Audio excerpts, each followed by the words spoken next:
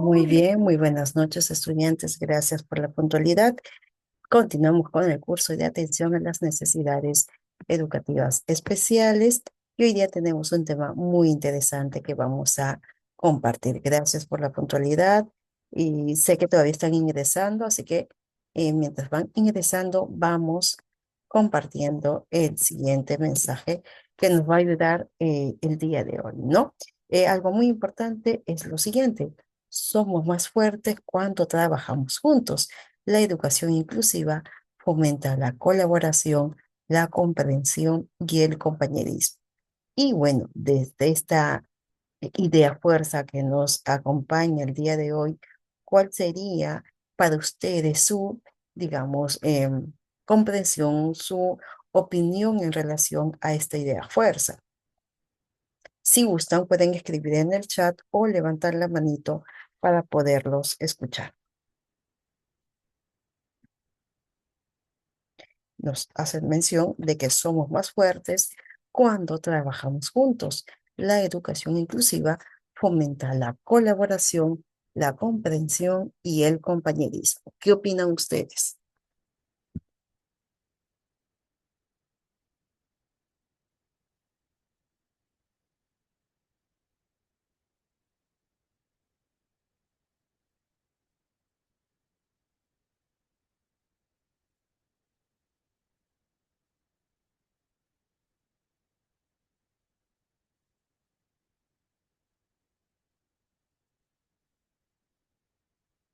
A ver, pueden dejar su comentario en el chat o levantar la manito los estudiantes que ya están presentes. Tenemos a Andrea Bertis, Judith Barco, Marlene Chihuala, Claudia Chávez, Denali Untiveros, Blanca Díaz, Edi Patilla, Elizabeth Quesada, Estrugilda Bautista, Geraldine Castañeda, Jessica Yadira, Julia Champi, Karen Tania, Karina, Lilia, Magali Ramírez, Mirta, Nelly Marina, Nancy Menchan, Nancy Machaca, Nirvana, Rosa Robles, Sara Lolita Surco, Janet Naventa y Yolanda Núñez. En esta ocasión, quien hace mención es Elizabeth Quesada. Elizabeth, muy buenas noches, te escuchamos.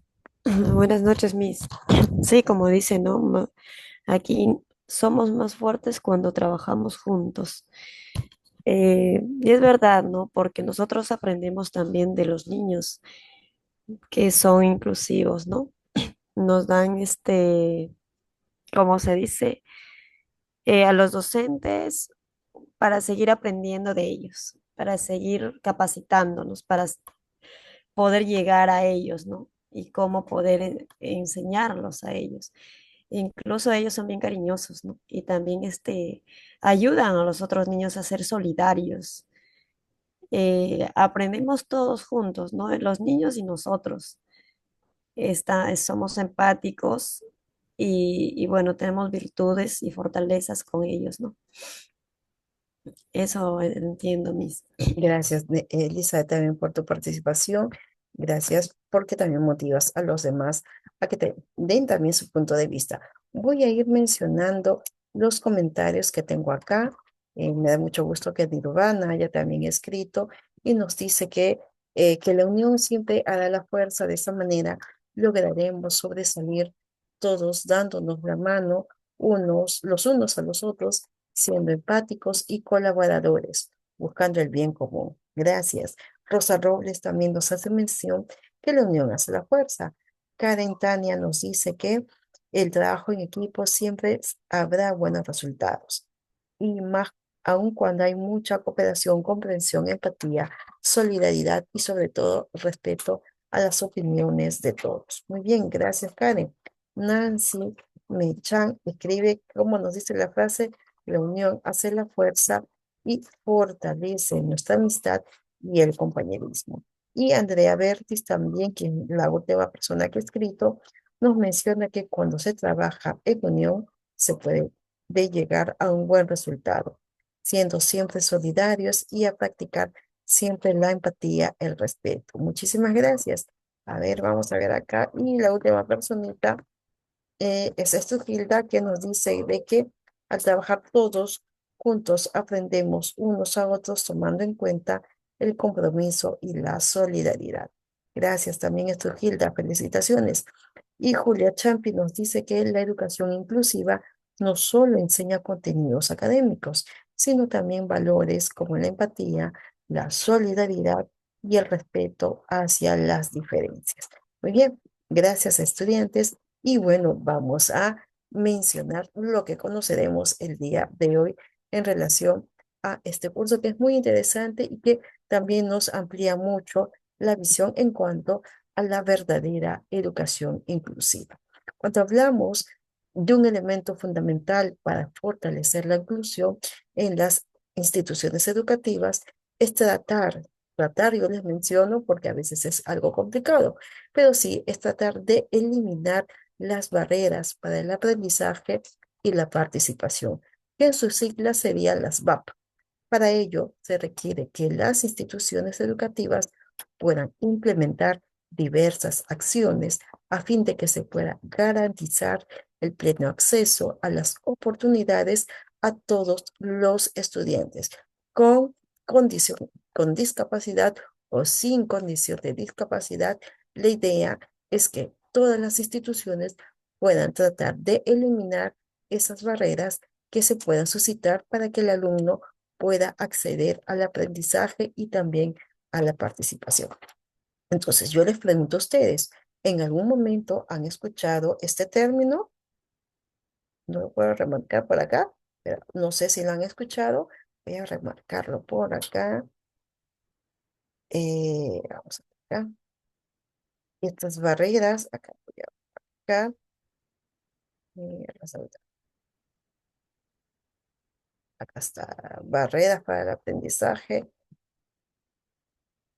Hasta por acá, barreras para la participación y el aprendizaje. ¿Lo han escuchado en algún momento? A ver, acá. Tal vez sí, tal vez no. Karina Nucua nos dice, todos merecemos respeto. Así es, Karina. Nancy Mechan nos dice, no. Ok, muy bien. Alguien que haya podido, tal vez en su experiencia en la institución educativa donde están, alguna capacitación que hayan podido recibir sobre el tema de las barreras de aprendizaje y la participación. Sí, a nosotros Sí. nos han capacitado sobre las barreras y el aprendizaje, ¿no? De la participación con los niños inclusivos. Ajá, muy bien. Qué buena, Elizabeth, que tú hayas tenido esta referencia, ¿no? Nos va a ayudar muchísimo. ¿Alguien más, por favor, que haya tenido o tiene una información previa sobre este término? Solamente Elizabeth. Nancy nos dice que no, no ha tenido conocimiento. Entonces me parece que solamente Elizabeth es la que ha tenido esa información. Muy bien, voy a esta parte de acá y vamos a continuar. Listo. Entonces, cuando hablamos de estas barreras para el aprendizaje y la participación, también hacemos un pequeño comentario sobre el término de discriminación. Y esta discriminación tiene que ver mucho con esa visión, con esa concepción, con esa idea que forman parte de estas barreras sociales. Implica, en este caso, una falta de aceptación reflejado en ciertas acciones, comentarios que podemos realizar de manera consciente o inconsciente, que obviamente van a generar ciertas ideas en contra de los demás, por ser obviamente diferentes o no tener las mismas habilidades. Recuerden que lo diferente, por cualquier tipo de razón, ya sea nacionalidad, religión, raza, elección sexual, edad, etcétera, van a generar discriminación al no poder aceptar las diferencias. Y ahora, nosotros vivimos en un país donde lastimosamente la discriminación se da en todos estos aspectos que nosotros les estoy mencionando, ¿no? Hace momento, en donde hace mención a la nacionalidad, la religión, la raza, el idioma, la edad, la condición social, etcétera. Entonces, eso marca, digamos, la pauta al hablar de una discriminación. Si nosotros hablamos también de esta discriminación dentro del plano educativo, podemos mencionar esa diferenciación, esas ideas, esas acciones que se puedan realizar en función de aquellos niños que no presentan, de aquellos estudiantes que no presentan, digamos, un nivel, entre comillas, eh, igual a la mayoría de los estudiantes, ¿no? Tal vez su nivel sea bajo, tal vez presente alguna condición de discapacidad, también su situación económica sea distinta, tal vez su nacionalidad, su cultura sea distinta, que hace de que se pueda dentro del aula establecer o dentro de la institución educativa una situación de discriminación. Muy bien, en todo caso, eso solamente era para acotar en cuanto a lo que es la discriminación. Y de hecho, de una u otra manera, todos, lastimosamente, hemos podido pasar por un tema de discriminación, ya sea por nuestra edad, ya sea por nuestra, digamos, situación económica, por nuestro color de piel, por nuestra religión, por alguna situación que nosotros podamos presentar, etcétera. Esta discriminación, lo que se busca es que se vaya disminuyendo, que no se presente constantemente, ¿no? La idea es que se pueda eliminar, pero todavía es un camino largo, pero nosotros desde nuestras instancias, con nuestros estudiantes, podemos hacer mucho para darle una visión empática, positiva, solidaria, eliminando, en este caso, o tratando de disminuir la discriminación. Entonces, hasta acá estamos bien. ¿Alguna consulta, algún comentario?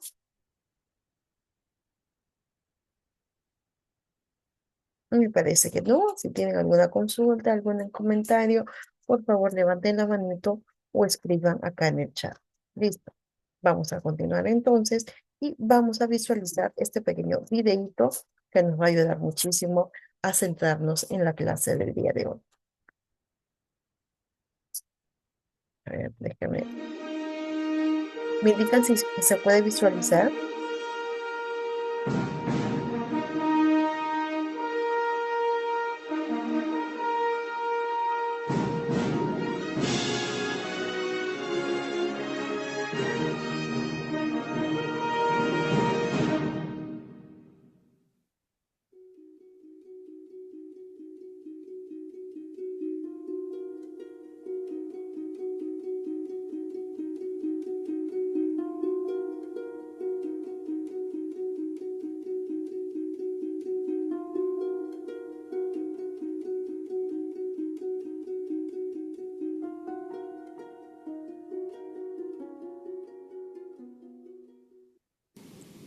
Hoy les presentaremos un nuevo concepto. Bueno, no tan nuevo, pero es un tanto desconocido por muchas personas. Para ello, es indispensable iniciar con otro concepto que está íntimamente ligado con el que nos atañe: el aprendizaje. El aprendizaje es un cambio relativamente permanente en el comportamiento, que refleja la adquisición de conocimientos o habilidades a través de la experiencia y que pueden incluir el estudio, la instrucción, la observación o hasta la propia práctica. El aprendizaje se alcanza a través de un conjunto de habilidades cognitivas que orientan el desarrollo del pensamiento humano. Pero, ¿existe algo que impida o dificulte el proceso de aprendizaje? ¿Qué son las barreras para el aprendizaje y la participación? Este concepto fue desarrollado por Bott y Ainscough en el año 2002, tras proponer el concepto de barreras para el aprendizaje y la formación, que luego se modificó a barreras para el aprendizaje y la participación. Las barreras para el aprendizaje y la participación son todos aquellos factores del contexto que dificultan o limitan el pleno acceso a la educación y a las oportunidades de aprendizaje de niñas, niños y jóvenes. Aparecen principalmente a partir de la interacción del sujeto con los diferentes contextos, como lo son el social, el político, el institucional, el cultural y en ocasiones en circunstancias sociales y económicas diversas. Es decir, se centra en la interacción del contexto y no como un problema inherente al alumno. Tipos de barreras de aprendizaje. Según Ignacy Puigdelibol, las barreras para el aprendizaje y la participación se encuadran en 4 tipos, tomando siempre en consideración la dimensión comunitaria. Las barreras actitudinales, donde se destaca la tendencia a la derivación, es decir, el suponer que el alumno con discapacidad no es nuestro alumno, sino que más bien es el alumno del especialista. Las barreras metodológicas, en las cuales se destaca la creencia de que es imprescindible en clase trabajar con niveles de aprendizaje semejantes entre el alumnado. De lo contrario, se hace imprescindible el trabajo individualizado. Las organizativas son las que engloban las diferentes formas de agrupación del alumnado y de las posibilidades de intervención de la comunidad en diferentes formas de apoyo a la escuela. Y, por último, las sociales, en las cuales existe especial énfasis en el papel de las familias. A partir de estos 4 tipos de barreras, se desprende una infinidad de subcategorías, de las cuales se pueden destacar las físicas y arquitectónicas, las biológicas, las socioeconómicas, las curriculares y las administrativas, solo por mencionar algunas.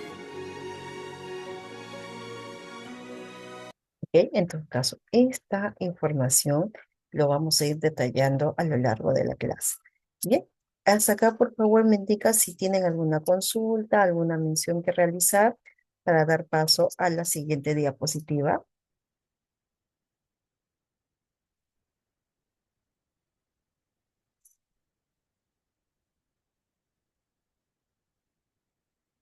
Me parece que está todo claro, entonces vamos a seguir avanzando.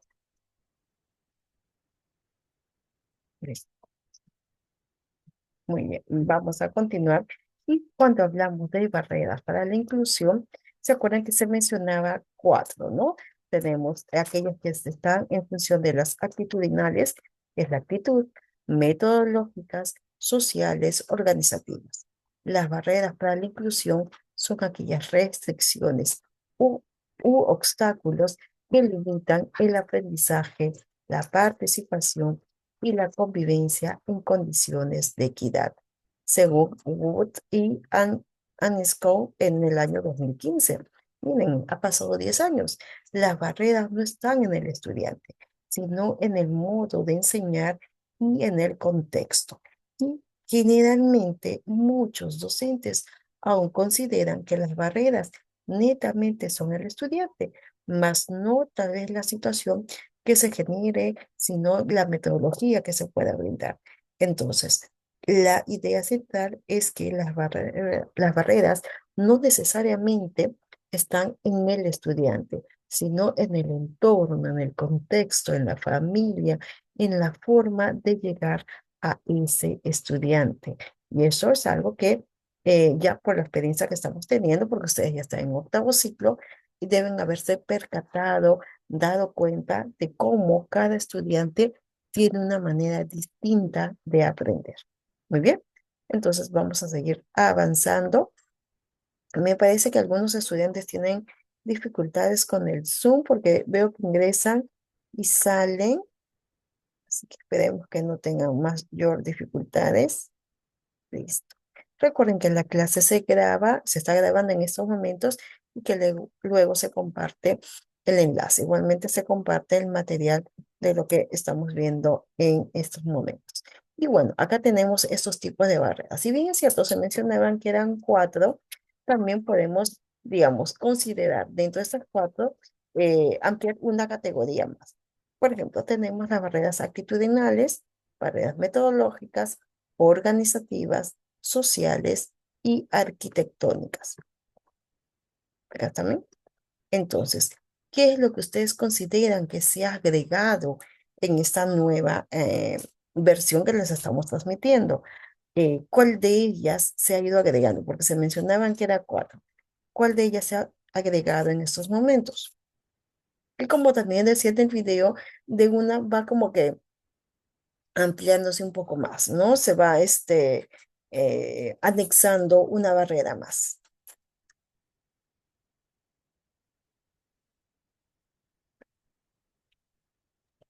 La que se ha agregado es las barreras físicas y arquitectónicas. Ujú. Muy bien, Nancy, gracias, Nancy, por estar pendiente de la clase. Perfecto. Sí, es lo que se está agregando. Entonces, vamos a conocer un poquito sobre las barreras actitudinales. Es netamente las bajas o las pocas expectativas respecto al desempeño y las fortalezas, en este caso, del estudiante con discapacidad. Rechazo abierto o encubierto por debajo nada más respecto a la inclusión de las personas con discapacidad. Entonces, esa actitud, esa manera de ver, ese menosprecio en cuanto a la situación del estudiante hace de que no se les brinde las oportunidades necesarias para que el estudiante pueda acceder al aprendizaje. Y eso lo vemos constantemente en nuestro día a día, ¿no? Situaciones donde el docente solamente lo deja al niño con la plastilina o con el rompecabezas, no se preocupa de ingresarle, digamos, otro tipo de información, una manera didáctica, lúdica para que el niño pueda aprender, entonces como que lo deja de lado. Y eso tiene que ver mucho con estas barreras actitudinales.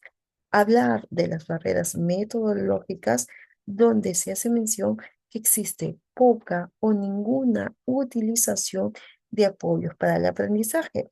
Es decir, no tenemos dentro de nuestro espacio una agenda visual, no hay pictogramas, no hay un material concreto, algo que pueda facilitar ese apoyo para el aprendizaje del estudiante.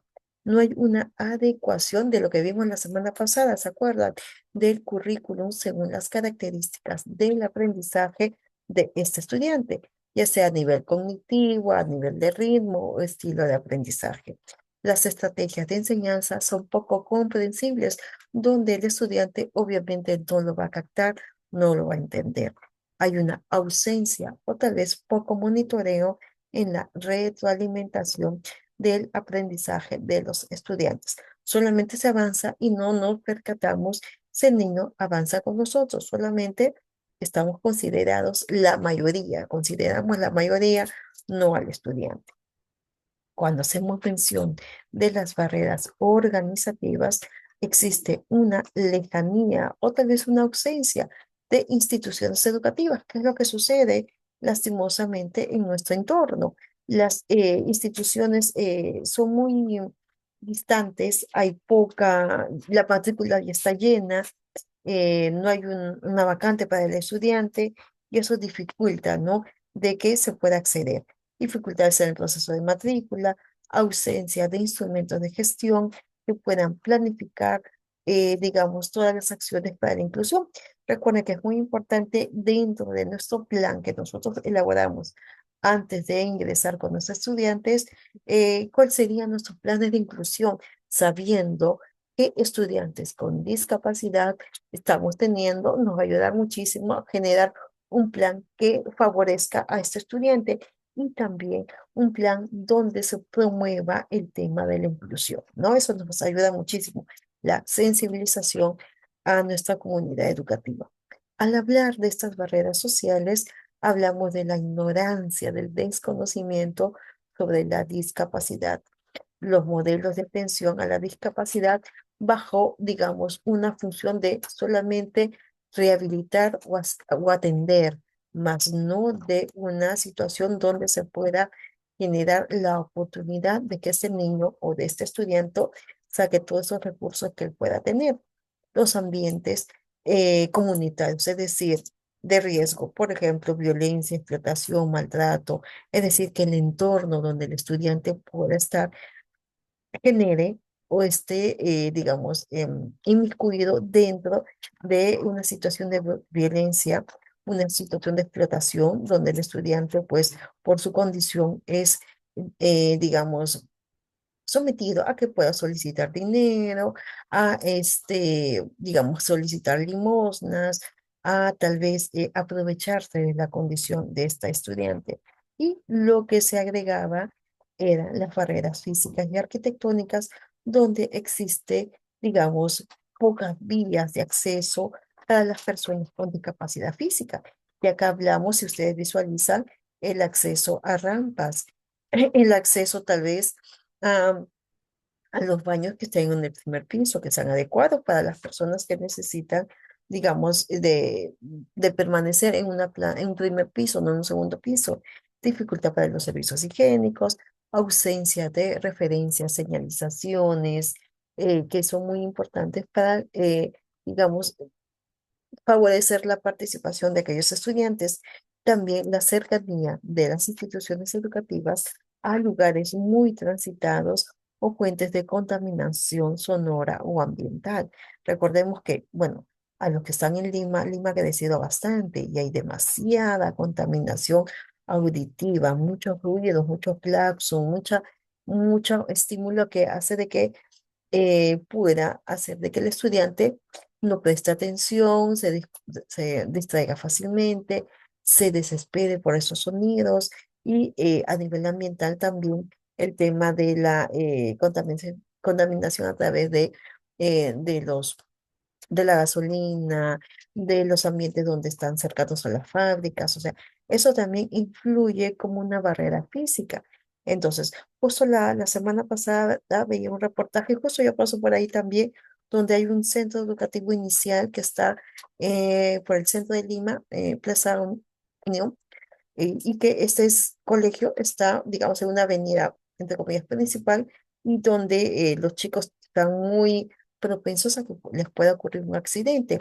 Por más que hayan puesto una malla para que los papás puedan acceder, ¿no? Porque está, digamos, en una vía accesible, donde hay una pista muy transitada, pues obviamente es un riesgo, ¿no? Y que esa rampa ya había sido maltratada.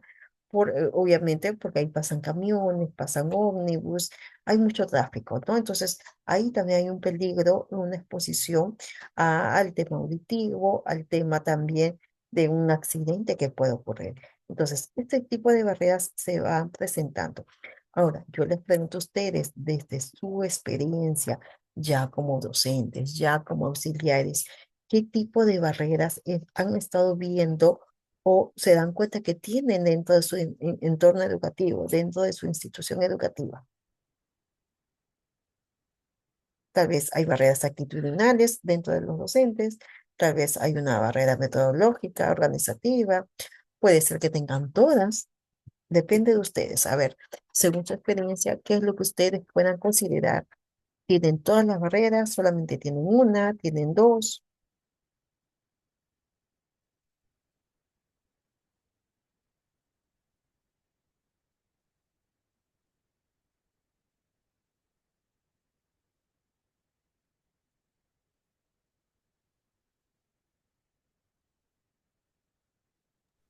Y como usted estaba diciendo, ¿no? Aquí en Lima, la verdad, lo perdí justo en el colegio y en el aula Ujú. nos ha tocado, es el paradero de carros.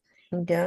Cosa que el claxon, es la bulla, hay mucha distracción en los niños, ¿no? A veces uno está explicando y empieza el sonido y los pequeños no se distraen fácilmente y no prestan atención, ¿no? Ujú, Y bueno, y al costado también tengo esto un mercado que se escucha todo lo que vende, bueno, ujú, vendo claro. papa, vendo verduras y los pequeños empiezan a ver, vendo papa, vendo verduras, 5 soles, 7 soles. Entonces es un poquito bien complicado llamar la atención, ¿no? En ellos por ese tema.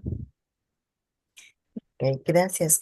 Muy bien, Elisa, por mencionar tu experiencia, donde tú te encuentras, donde tenemos esa contaminación auditiva, donde lastimosamente, pues el entorno, si bien es cierto, es nuestra realidad, pero también puede perjudicar la concentración de los propios estudiantes. Hasta el mismo olor, el olor a la gasolina, el olor también a los desechos que obviamente se producen en el mercado, ¿no? Todo eso también dificulta no solamente a un niño con alguna condición, sino a todos los estudiantes eh, en su totalidad. Y bien, Julia Champion nos dice, ¿no? Es muy incómodo donde hay mucho ruido, los niños rápido se distraen de la clase, se distraen por los sonidos. Así es, Karina, también. Y aquellas estudiantes que están, digamos, fuera de Lima, ¿existe algún tipo de barrera? Bueno, ya Elisa mencionaba netamente estas barreras físicas y arquitectónicas, que es lo que nos Mi, ha mencionado. ¿Sí, Nancy? Bueno, no, viendo acá, bueno, no, yo vivo en un distrito. Bueno, yo pienso de que en todas estas barreras existen, ¿no? Porque en las barreras actitudinales, bueno, no, a veces, por la actitud, ¿no? De las personas. Por ejemplo, yo he notado en los colegios, si hay un niño inclusivo, por ejemplo, en un aula, hay a veces los padres mismos de familia dicen, ay, mis, ¿para qué lo aceptaba su niño? ¿Que por qué? ¿Que por qué? O sea, no aceptan, ¿no? Y en las metodológicas, bueno, como usted mismo lo ha dicho, no falta mucho de eso, ¿no? De metodología de repente para enseñar y no. Y pienso yo que es tarea, ¿no? Del Estado de que nos den las armas para poder ayudar, ¿no? A esos niños, a esas personas. Ujú. En las sociales igual, ¿no? También he observado de que hay personas, por ejemplo, con de repente, porque el niño tiene otra forma de expresarse, ¿no? Eh, Hasta a veces también he notado, por ejemplo, hace un mes me he ido a Lima, Ya. ¿ya? Y un taxista me dijo, tú eres de Piura, me dijo. Y le digo, ¿por qué lo dices, señor? Me dice, por tu forma de hablar, me Ujú. dice. O sea, no sé, me sentí mal, y decía, o sea, que yo tengo y de repente no le gusta o le agrada, no sé, pero le digo, no, señor, yo no soy de Piura, yo soy de Chiclayo, de Monsefu. Ah, ya, me dijo, sí, por tu voz, me dijo. Ujú. Ah, ya, ok. Y en las barreras físicas, bueno, en mi localidad he notado de que los alcaldes no como cambian. He visto, por ejemplo, en el parque de mi ciudad, he visto que ya han puesto, ¿cómo se le llama? Rampas, ¿no? Ya, Han las trampas. cortado el piso y han colocado rampas. En la Ujú. escuela donde trabajo, la PAFA ya ha comprado una silla especial para una Qué bueno. niñita porque este año sí ha llegado una niña a un aula y le han comprado su silla. Los papás Ujú. no tienen, pero he visto, ¿no? Porque la niñita estudia en la tarde, he visto de que la llevan en brazo a la niña, la mamá o el papá, y la colocan en la silla y de ahí ya la llevan a su aula, ¿no? Ujú. Eso. Excelente. Qué bueno, entonces acabamos un tema de apoyo, de solidaridad, de empatía de los padres de familia. Y como tú mencionas, generalmente estas barreras las vamos a encontrar en nuestras instituciones educativas, ¿no? Partiendo de qué tan importante es capacitarnos, conocer más sobre estos temas para poder disminuir estas barreras. Gracias, Nancy. Acá también, bueno, nos mencionan un poquito de que hay situaciones donde eh, se va presentando estas barreras. Y bueno, como se mencionaba, las barreras son todos aquellos factores que dentro del entorno puedan dificultar o limitar el acceso a la educación y a las oportunidades de aprendizaje de los estudiantes. Las VAP, como se las conocen, surge de la interacción entre los estudiantes, los contextos o el entorno, ya sea personas, las políticas, las instituciones, las culturas y las circunstancias sociales y económicas que van a afectar sus vidas. Es muy importante darnos a, digamos, nosotros siempre queremos una educación independientemente inclusiva, ¿no? Que sea una educación de calidad.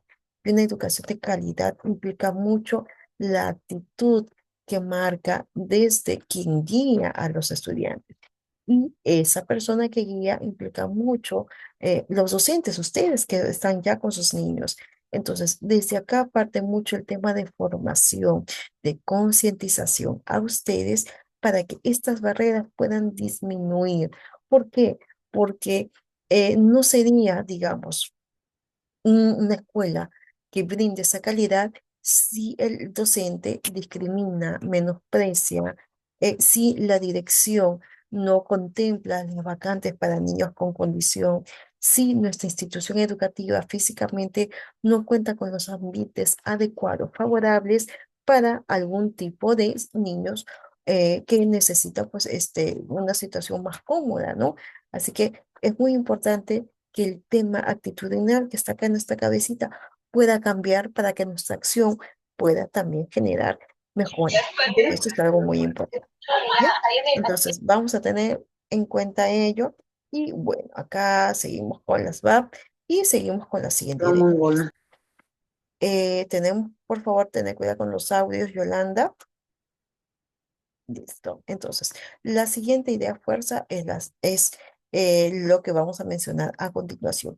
La educación inclusiva implica identificar y reducir o eliminar barreras de los tres contextos: escolar, dentro del aula y sociofamiliar. Eso sería lo más indicado, lo más, digamos, certero que se puede realizar.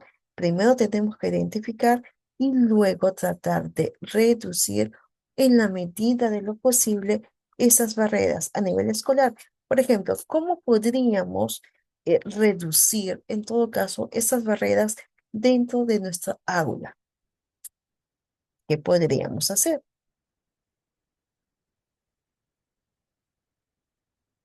A ver, comenten ustedes, ¿qué se podría hacer para reducir estas barreras dentro de nuestras aulas?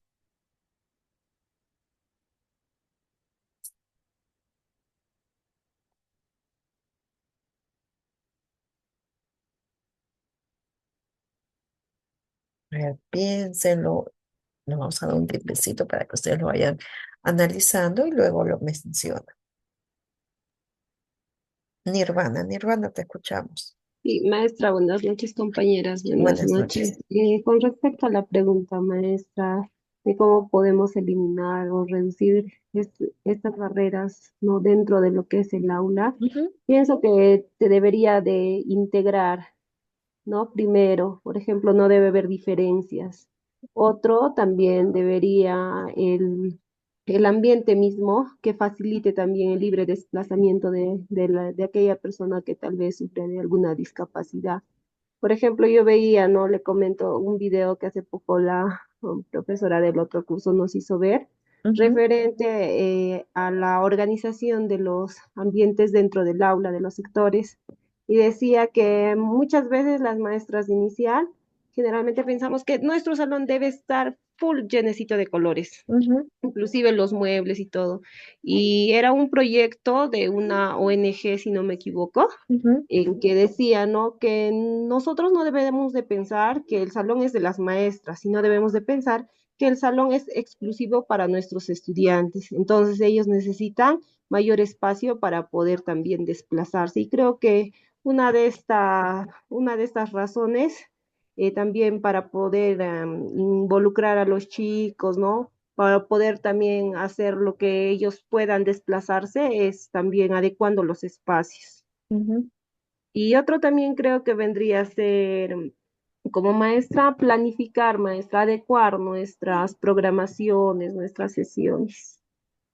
Eso Así. sería mi punto de vista, maestra. Gracias. Y bueno, tú estás mencionando un tema metodológico, tratar de, digamos, reducir ello, mejorar el aspecto de cómo es la enseñanza, también es algo muy interesante. Y bueno, la visión que se pueda tener, ¿no? Recuerde que tenemos que pensar en los intereses, en las características de nuestros estudiantes para generar también nuestra organización del aula.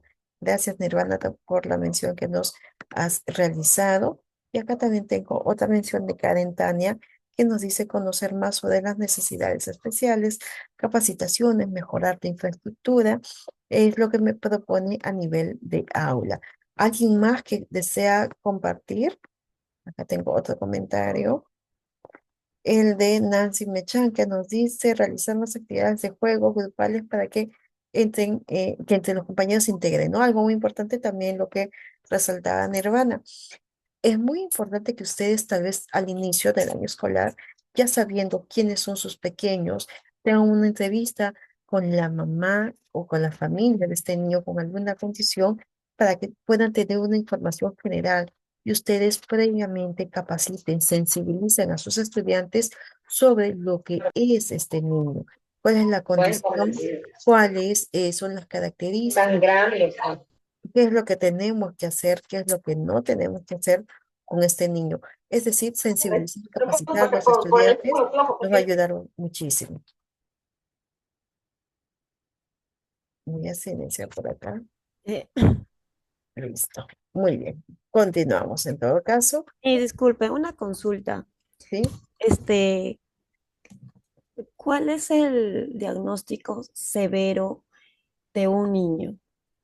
Porque justo hoy día, hubo un incidente. Bueno, en el colegio donde yo estoy, a nivel de aulas, tenemos bastante niños inclusivos, ¿no? Ujú, Niños con habilidades especiales.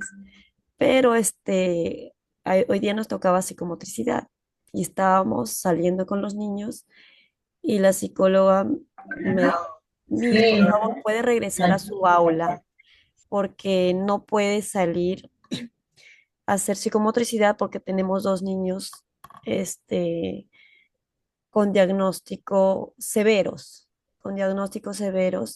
y que pueden agredirlo a sus pequeños, ¿no? Entonces, nosotros empáticamente regresamos al salón, ujú, todos, y me dio mucha pena porque el niño se tiraba al piso, se agredía, se ujú. lastimaba, y ellos no lo podían calmar. Entonces, antes de esa situación yo tampoco no podía preguntar. Por eso le pregunto, ¿cuál es o sea, el diagnóstico de estudios severos, o sea, críticos? Así algo así me dijo, no lo entendí muy bien. En todo caso, el niño presenta una condición de TEA, TDAH. Generalmente cuando hablamos de un trastorno del neurodesarrollo, que es lo que ustedes van a conocer más con sus pequeños, hablamos de una variedad de trastornos, ¿no? A ver, no sé qué pasa con el audio de Yolanda. Por favor, Yolanda Núñez, tu audio. A ver si silencia.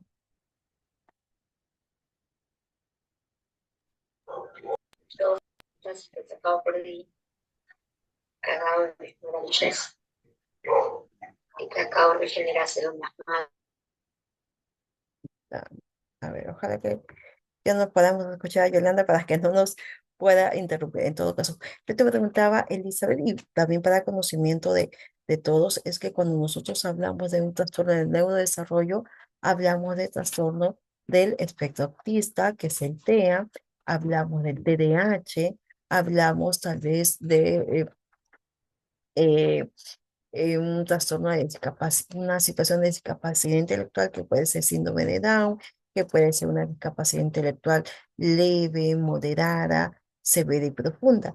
En el caso del TEA, sí hay niveles, ¿no? Nivel uno, nivel 2, nivel 3. El nivel uno que tiene que ver netamente con el apoyo, digamos, sustancial, ¿no? Lo más básico porque el niño lo puede hacer.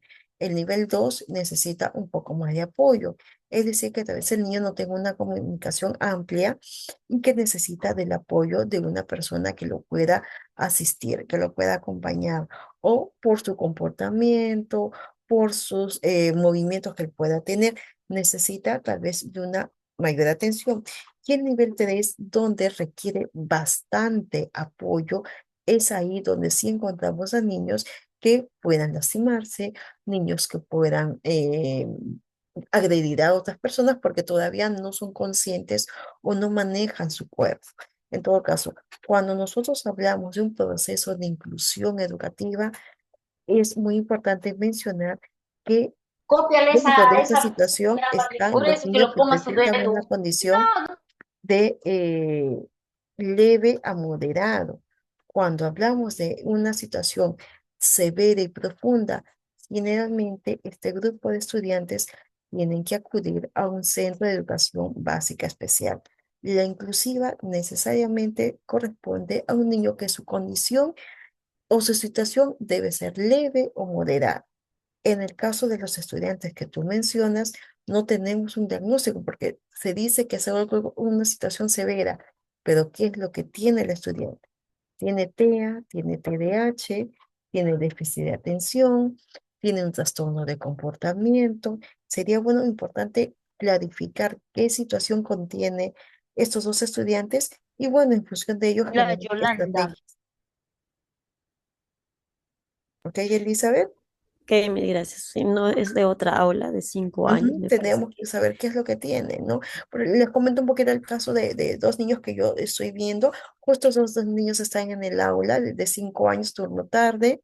Son 10 niños nada más dentro de esa aula, pero ambos tienen nivel TEA grado 1.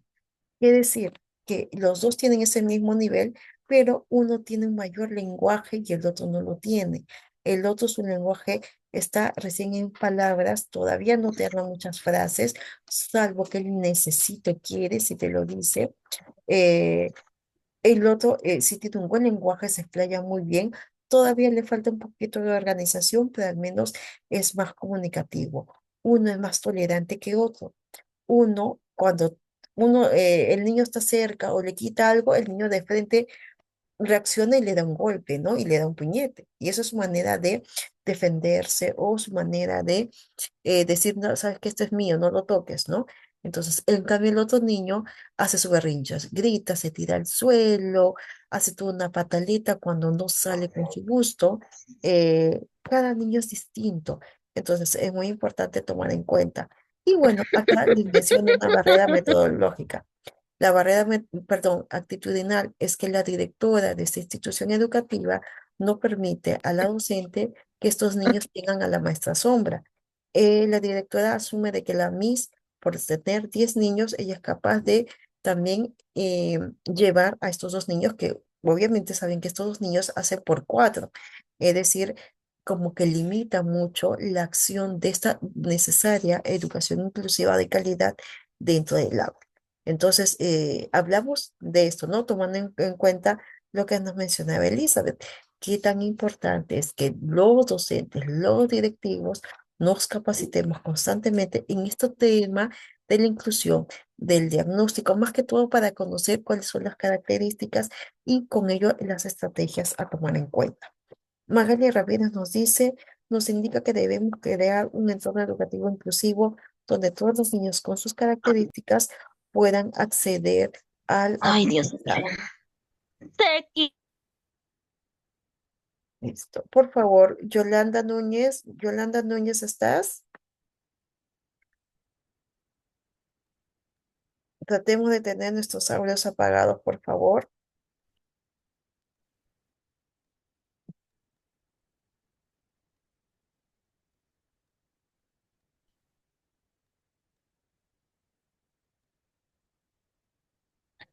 Las 8:14 todavía.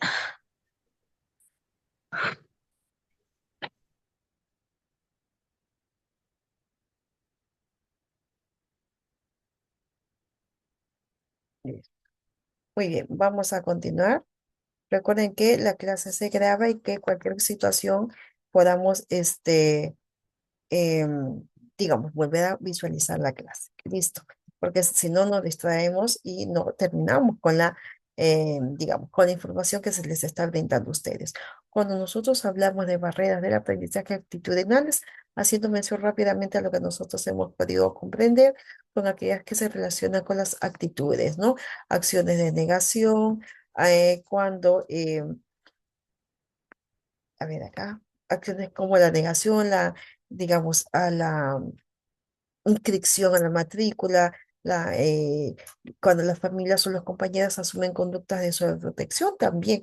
Eso es otro tema. Cuando los niños están muy pendientes, limitan a que este niño con condición sea un chico independiente y autónomo. Todo tiene que ser a un límite, a una medida para que no genere ni cosas extremas, ¿no? Siempre ser un punto medio. Siguiente, las barreras del aprendizaje pedagógicas o metodológicas, la concepción que tienen los docentes sobre sus acciones, las enseñanzas y las prácticas. Por ejemplo, cuando la enseñanza es para todos por igual y cuando el docente no ofrece los apoyos requeridos para los estudiantes que tienen alguna condición, ¿no? Cuando el docente planea para ellos actividades de grados muy bajos, argumentando que no tienen la capacidad o que las actividades son muy complicadas para los estudiantes.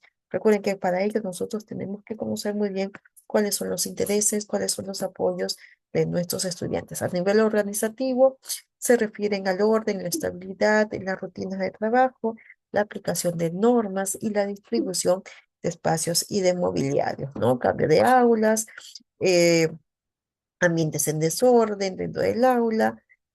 Acá nos hace mención de lo siguiente: ¿por qué surgen estas barreras? Ya hemos mencionado, porque surgen por la ausencia, por la falta de apoyo en el proceso de aprendizaje, accesos a los recursos escolares, de infraestructura, reforzamiento de lo que se aprendió en la clase. No hay una adecuación en cuanto a los contenidos, no hay una motivación, no hay una estimulación para los estudiantes, etcétera, ¿no? La parte efectiva también es importante tomarlo en cuenta. Vamos a continuar. ¿Y cómo podemos disminuir o minimizar, hacer más pequeños, ofrecer apoyos de acuerdo a las características de nuestros estudiantes, ¿no? Tener el material al alcance, ya sea concretos, accesorios de protección, eh, pictogramas, sillas adaptadas, rampas, o sea, ofrecer, digamos, experiencias positivas, bonitas, llamativas del aprendizaje. Otra situación muy importante para reducir o minimizar es tratar de planificar la clase bajo el enfoque DUA, el diseño universal del aprendizaje. Y este diseño se entiende como el generar o crear materiales, actividades didácticas que permitan que todos los objetivos del aprendizaje sean alcanzados para todos por igual, ¿no? Y obviamente, considerando también ciertas diferencias que se puedan presentar. El DUA presenta tres principios fundamentales: múltiples formas de representación, múltiples formas de acción, expresión y múltiples formas de motivación. Y el tema DUA es muy importante, muy interesante, donde ya vamos a desarrollarla con mayor detenimiento para que ustedes puedan plasmarlo mejor en sus clases. Muy bien, hasta acá alguna consulta, alguna inquietud. Recuerden realizar los ajustes que sean razonables, que son aquellas modificaciones, adaptaciones que son adecuadas y que también son necesarias y que no van a imponer una carga, digamos, desproporcionada o indebida cuando se requieren, para poder garantizar que todos los niños o los estudiantes gocen de sus derechos, ¿no? Los ajustes razonables pueden realizarse en la infraestructura, los materiales, la comunicación, la información, el objeto de uso, etcétera. En el currículo también, que es lo que hemos visto la semana pasada.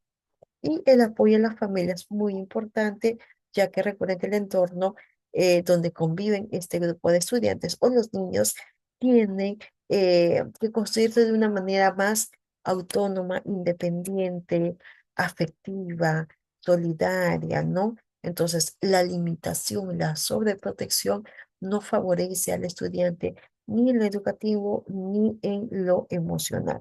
Así que tomen en cuenta ello, el apoyo constante de las familias, ¿no? Y bueno, acá les propongo lo siguiente: ¿cuáles serían las características de estas escuelas inclusivas, donde se promueva la valoración a la diversidad, donde se reconocen que no existe un alumno estándar? Mi salón no es igualito, todos van parejitos, no necesariamente lo vamos a tener. Si lo hay, excelente; si no lo hay, tenemos que acomodarnos. Recuerden de que cada aula o cada estudiante es un reto. Se adaptan a las necesidades de los estudiantes. Se garantiza la participación, la igualdad, la equidad. Se consideran los conocimientos, capacidades, valores y actitudes. Es decir, no solamente es la nota, por favor. Minimizan, eliminan o previenen estas barreras, aseguran el trabajo en equipo, desarrollan un lenguaje común, planean con base en los ritmos y estilos de aprendizaje, seleccionan, diseñan, adaptan estos recursos educativos, evalúan teniendo en cuenta los contextos, las capacidades y también los intereses, y aseguran que todos los estudiantes puedan experimentar sus logros. Eso es lo que se pretende con las escuelas inclusivas. Esperemos que se dé, esperemos y queremos que se dé. Entonces, para ello, por favor, todos tenemos que sumar capacidades por el derecho a una educación inclusiva. Muy bien, en todo caso, ¿qué es lo que nosotros hemos visto para hacer esta pequeña retroalimentación? ¿Lo recuerdan? ¿Qué temas hemos tratado?